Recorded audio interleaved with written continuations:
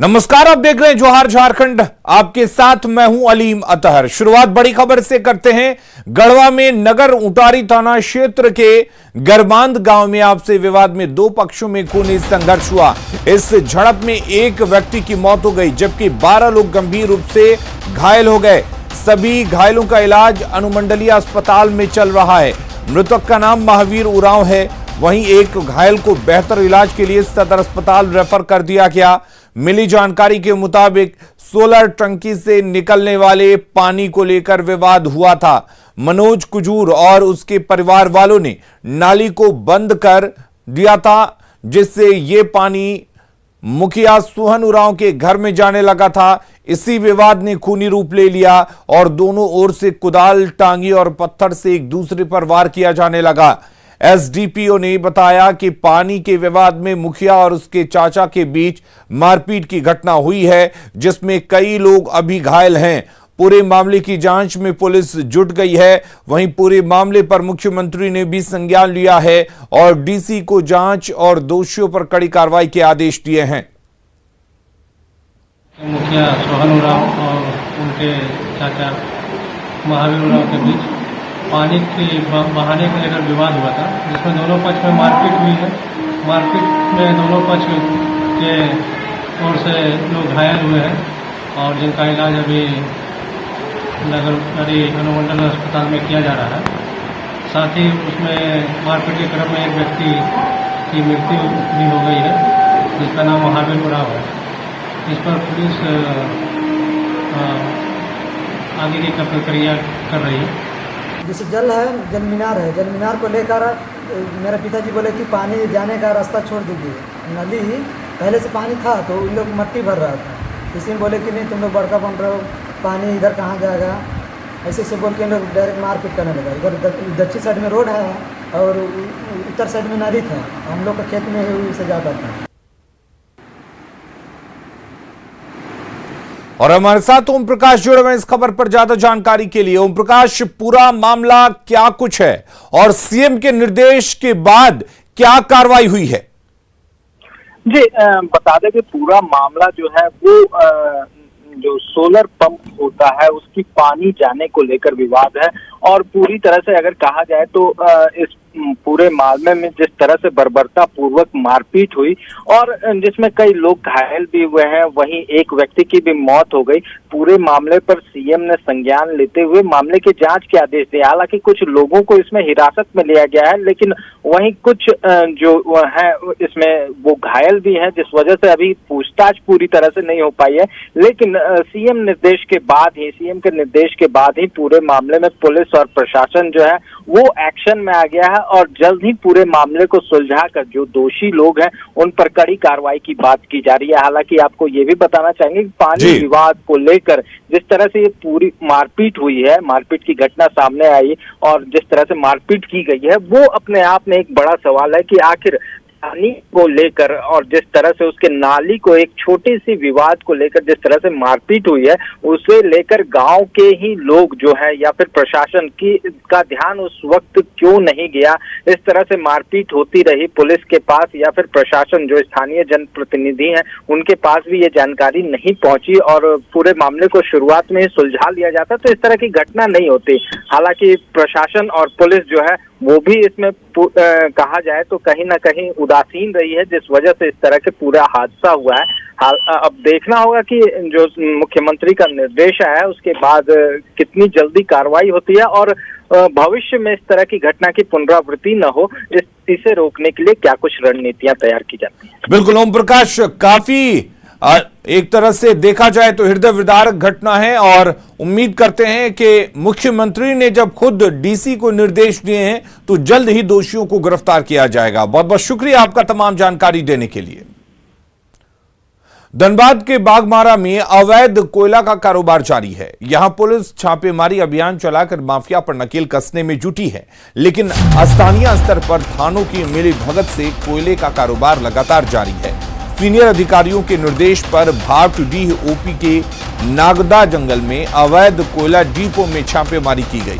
भाटडी OP और मौदा थाने की संयुक्त छापेमारी में 250 बोरा अवैध कोयला जब्त किया गया, जिसे पुलिस ने अपने कब्जे में ले लिया। बताया जा रहा है कि नगदा बस्ती से सटे मधुडी में बंद पड़े बीसीसीएल के क्वार्टर के पास बाहर से मजदूर बुलाकर अवैध कोयला खदान से कोयले की कटिंग की जाती है और हर दिन सैकड़ों बोरियां जमा की जाती हैं, जिसकी जानकारी मिलने पर पुलिस ने यह कार्रवाई की।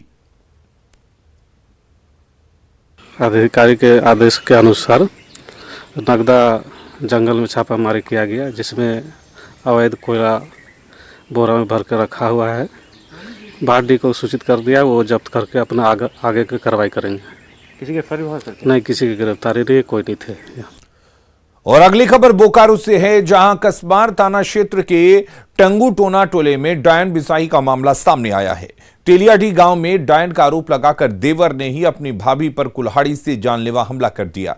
हमले में महिला बुरी तरह से जख्मी हो गई, जिसे सदर अस्पताल में भर्ती करवाया गया है। इस मामले में प्राथमिकी दर्ज नहीं कराई गई है। थाना प्रभारी राकेश कुमार ने फोन पर बताया कि मामला संज्ञान में आया है। आवेदन पत्र आने के बाद प्राथमिकी दर्ज कराई जाएगी।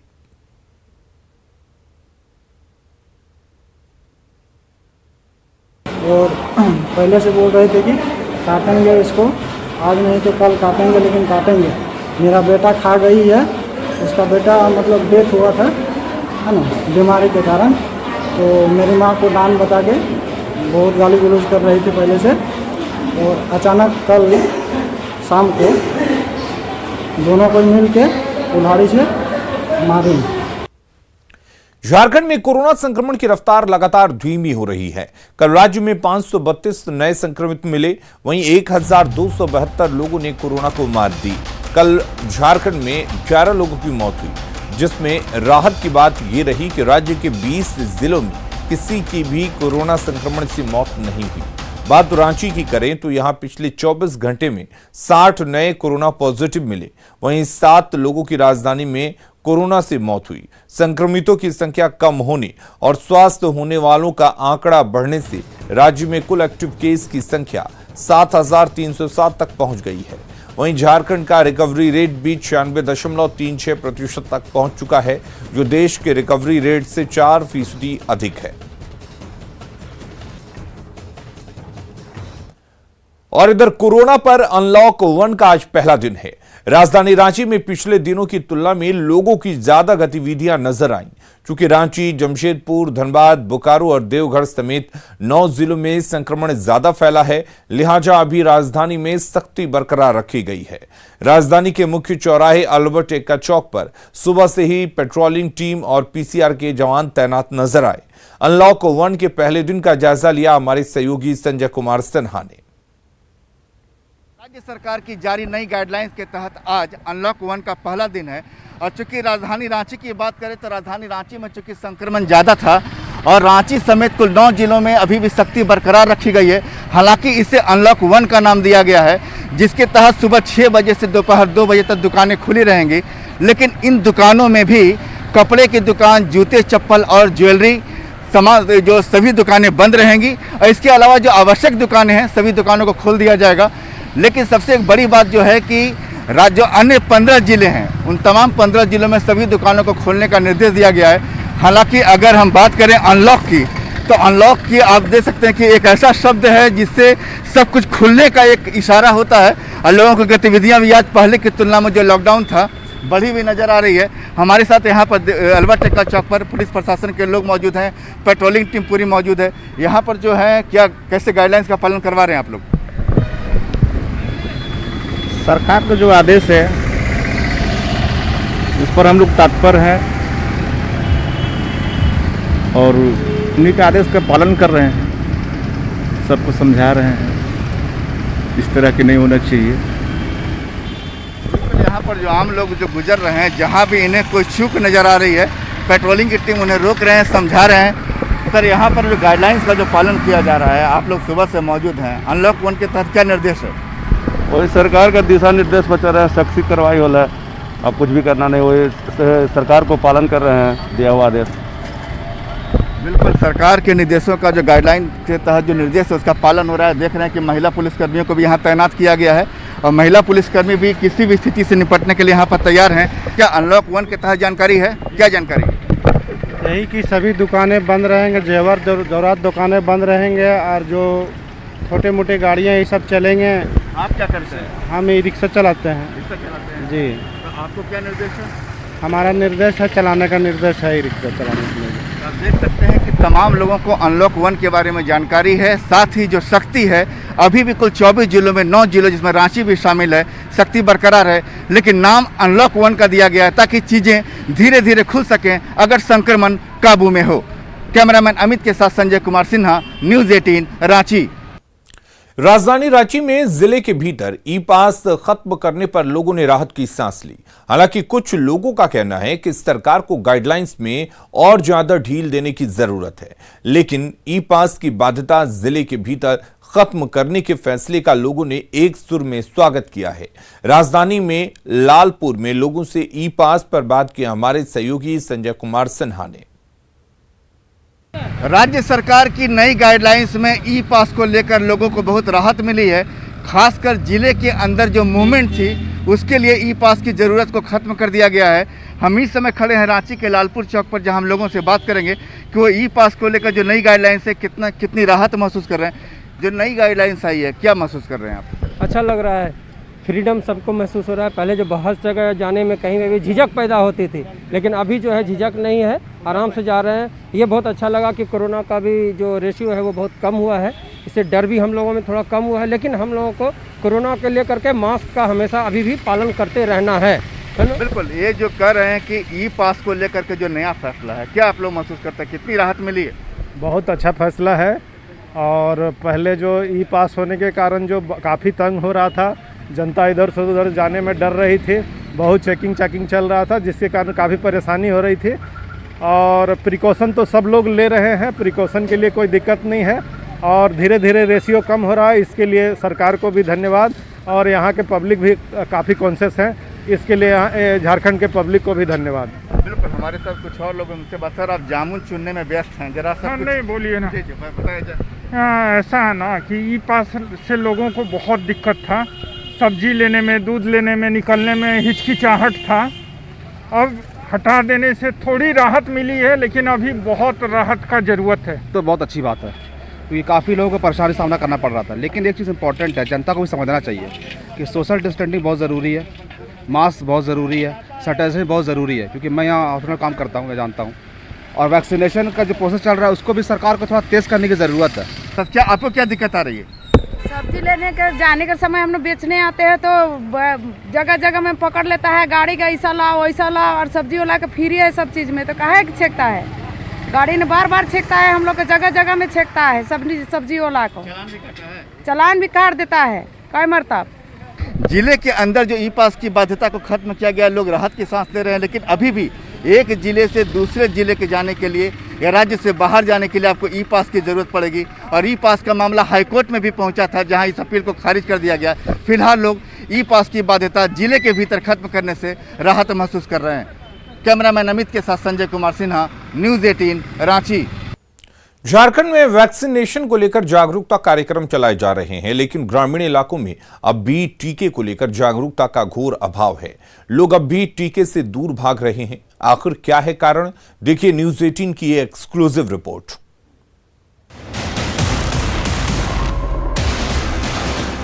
पीएम ने वैक्सीन लिया, सीएम ने टीका लगवाया, लेकिन झारखंड के ग्रामीण इलाकों में अब भी वैक्सीन पर अफवाह भारी नजर आ रही है। रांची के सुकरहुटू में वैक्सीन सेंटर खोला गया है, लेकिन लोग टीका नहीं लेना चाहते। गांव में 16 मार्च से चल रहे वैक्सीनेशन कार्यक्रम के 4 चरण पूरे हो चुके हैं और 5वें चरण में इक्का दुक्का मुस्लिम समाज के लोगों ने ही वैक्सीनेशन कराया है। वैक्सीन जरूरी है, फिर काहे की दूरी है। रांची के ग्रामीण इलाकों में अभी भी मुस्लिम समाज के लोग वैक्सीनेशन से परहेज कर रहे हैं। शायद इसके पीछे को अफवाह है या उनके मन को भ्रांतियां हैं। वैक्सीनेशन के लेकर के बहुत लोगों में ये शंका पैदा हो गया है कि वैक्सीनेशन लेने के बाद लोग मर जा रहे हैं। डरवा दे रहा है कि वैक्सीनेशन लेने से हो सकता है कि दूसरा वैक्सीनेशन हम लोग को मिल जाए, इसलिए बहुत आदमी नहीं लेना चाह रहा है। दूसरा वैक्सीनेशन मतलब क्या? बोलता है 2 किस्म का वैक्सीनेशन आया है। भाई लोग डर गया है कि मतलब ऐसा भी मतलब अफवाह उड़ा है कि जो आपका ये इंजेक्शन है जिसमें मतलब एक्सपायरी जो इंजेक्शन है उसको भाई लोग को दे दिया जा रहा है। वैक्सीन लेने से तो यही सुनने में आता है कि लोग डेथ कर जा रहे हैं, या तो उसको बर्दाश्त नहीं कर पा रहे हैं, या क्या रीज़न है, लेकिन लोग यही डेथ कर जा रहे हैं। तो सुना आपने, टीके को लेकर मुस्लिम समाज में भ्रम है, अफवाह फैलाई जा रही है कि टीका लेने से लोग मर जाते हैं, लेकिन सच्चाई ये है कि वैक्सीन पूरी तरह सुरक्षित है और असरदार भी। ये कोरोना से लड़ाई में एकमात्र हथियार है, लेकिन कुछ लोग अफवाह फैलाकर लोगों को भड़का रहे हैं। हालांकि न्यूज़ 18 की टीम ने जब लोगों को समझाया तो कुछ लोग टीका लेने के लिए आगे आए। लेंगे अभी जाके। क्यों नहीं लिया? लेंगे अभी। मन में कोई डर है ना? तो जाके वैक्सीन लीजिए, हाँ, जितना जल्दी हो सके जाके वैक्सीन लीजिए। ठीक। वैक्सीनेशन को लेकर मुस्लिम समाज में अभी भी जागरूकता का अभाव है। हम जहां भी जा रहे हैं, न्यूज़ 18 की टीम जहां भी जा रही है, लोग ये बता रहे हैं कि उनके मन में एक भ्रांति अफवाह है कि लोग वैक्सीन के बाद उनकी तबीयत खराब हो जा रही है, लोगों की मौत हो रही है। हमने भी उन्हें जागरूक करने की कोशिश की। हम इस समय रांची के सुकरहुट्टू गाँव में हैं, जहाँ ज्यादातर अभी तक मुस्लिम समाज के लोगों ने वैक्सीनेशन नहीं कराया है, लेकिन हमारी जागरूकता और उन्हें जानकारी देने के बाद लोगों ने कहा कि हम वैक्सीन कराने जरूर जाएंगे, और साथ ही जहां जहां लोगों को वह अपने स्तर से भी जागरूक करेंगे कि मुस्लिम समाज के लोग जाएं और वैक्सीन दिलाएं। कैमरामैन संजीव तिवारी के साथ संजय कुमार सिन्हा, न्यूज़ 18 सुकरहुट्टू, रांची। पुलिस की वर्दी पहनकर लूटपाट करने वाले गिरोह का देवघर पुलिस ने खुलासा कर दिया है। पुलिस ने 8 अपराधियों को गिरफ्तार किया है। साथ ही जिस दुकानदार ने लूट के जेवरात खरीदे थे उसे भी गिरफ्तार कर लिया गया है, जिसके पास से लूटे गए चांदी के पायल बरामद किए गए हैं। एसपी ने बताया कि 28 मई की रात को अशोक राणा के घर ये लोग पुलिस की वर्दी में पहुंचे थे और खुद को साइबर थाने की पुलिस बताकर लूटपाट की थी। इन लोगों ने चांदी के 15,000 के जेवरात लूटे थे, लेकिन पुलिस ने 2 दिनों के भीतर इस लूटकांड का खुलासा कर दिया। साथ ही लूटपाट में शामिल 8 अपराधियों को गिरफ्तार किया गया। मार्गो मुंडा थाना क्षेत्र के जोरही ग्राम में अशोक राणा गृहस्थ के यहाँ पुलिस की वर्दी में घुसकर साइबर थाने का नाम लेकर उनके घर में लूटपाट किया था और लगभग 15,000 रुपये मूल्य का चांदी का जेवर लूट लिया था। वे आपस में पुलिस के नाम से संबोधित कर रहे थे और ऐसा विश्वास दिलाया कि ये सभी साइबर थाने से ही आए हुए हैं। एक सनसनीखेज मामला था। इसका 2 दिनों के अंदर में मामले का उद्भेदन कर लिया गया है और इस कांड में शामिल 8 अपराध कर्मियों को गिरफ्तार किया गया है।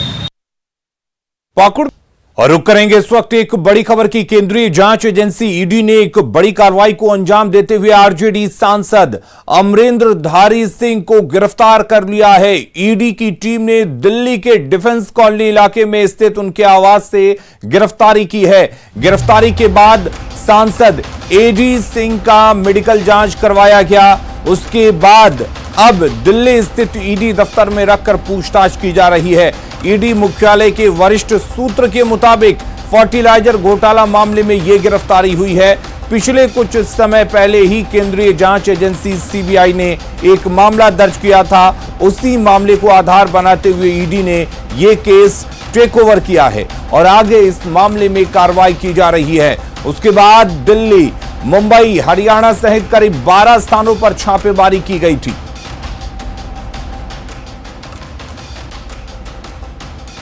और शंकर आनंद जुड़े हुए हमारे साथ इस खबर पर ज्यादा जानकारी के लिए। शंकर, क्या है पूरा मामला और किस तरीके से ये गिरफ्तारी हुई है?